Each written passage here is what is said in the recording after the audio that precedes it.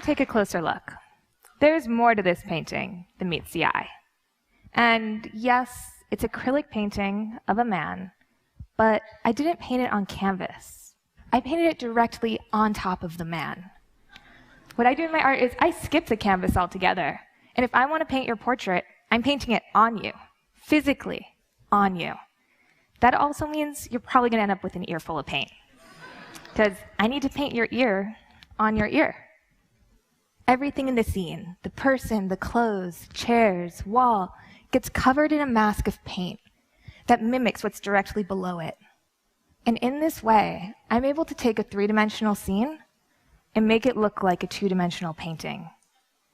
I can photograph it from any angle, and it will still look 2D.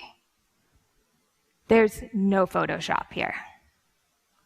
This is just a photo of one of my three-dimensional paintings. You might be wondering how I came up with this idea of turning people into paintings.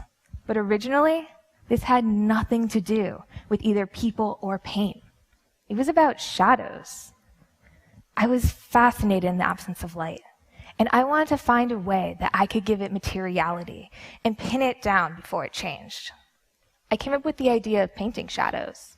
I loved that I could hide within this shadow my own painted version, and it would be almost invisible until the light changed, and all of a sudden, my shadow would be brought to the light.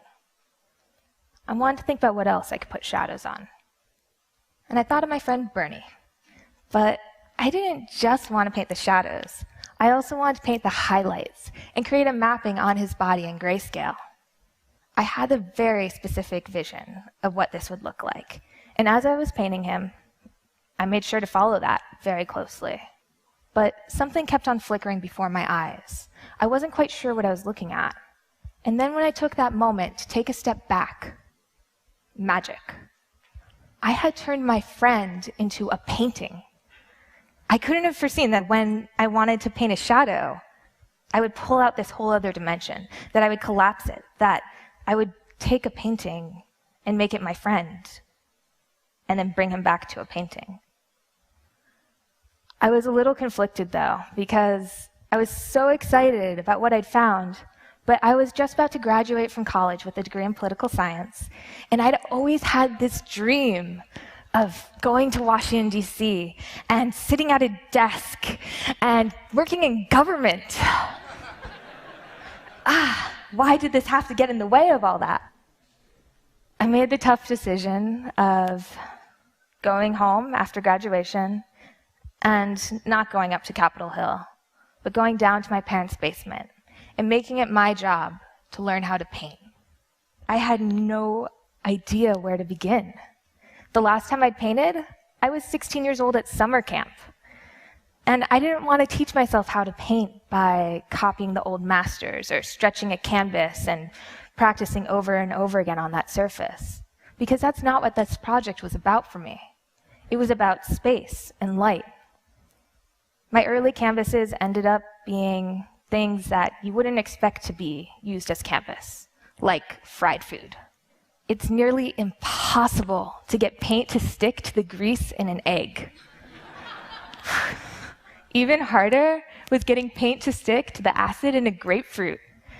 It just would erase my brush strokes like invisible ink. I'd put something down and instantly it would be gone. And if I wanted to paint on people, well, I was a little bit embarrassed to bring people down to my studio and show them that I spent my days in a basement putting paint on toast.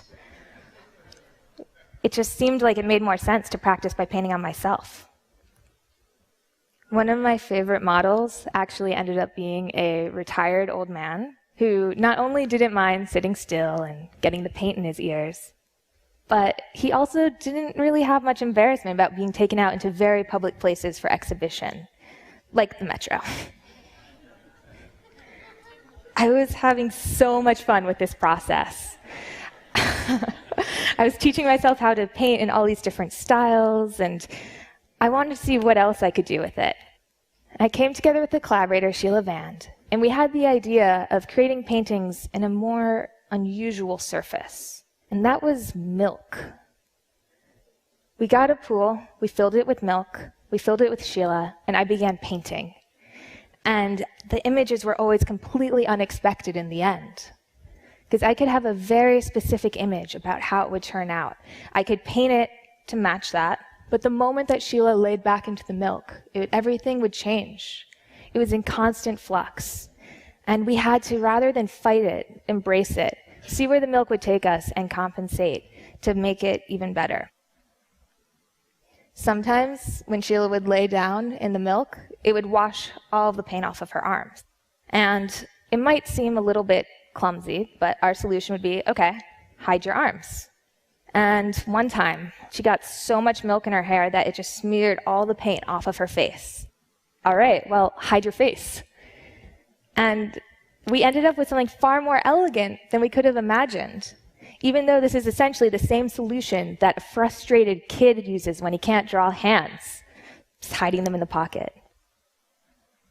When we started out on the milk project, and when I started out, I couldn't have foreseen that I would go from pursuing my dream in politics and working at a desk to tripping over a shadow, and then turning people into paintings, and painting on people in a pool of milk.